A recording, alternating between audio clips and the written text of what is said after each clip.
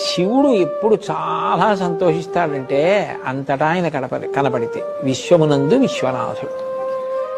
సాధ్యమైనంత వరకు మన వలన వీరొకరు బాధపడవలసిన అవసరం లేకుండా మనం ప్రశాంతంగా ఉంటూ 10 మందిని ప్రశాంతంగా ఉంచడానికి ప్రయత్నించడమే శివుడు సంతోషించడానికి ప్రధాన కారణం. ఎందుకని శివుడి లక్షణం ఏమిటి? శాంతం. ఆయన శాంతమూర్తి. శాంతం పద్మాసనస్థం శశిధరమకుటం పంచవక్త్రం త్రినేత్రం అని కదా. అయినప్పుడు ఆయన ఎంతటి శాంతమూర్తో మనం కూడా అందులో కొంతైనా నేర్చుకుని ప్రశాంతంగా ఉండి 10 మందిని ప్రశాంతంగా ఉంచడం అలవాటు చేసుకున్నాం అనుకోండి, అంతకన్నా శివుడికి పూజ, అంతకన్నా శివుడు సంతోషించడానికి ఏముంటుందమ్మా. శివుడు ఎప్పుడు చాలా సంతోషిస్తాడంటే అంతటా ఆయన కనపడితే విశ్వమునందు విశ్వనాథుడు. సాధ్యమైనంత వరకు మన వలన వీరొకరు బాధపడవలసిన అవసరం లేక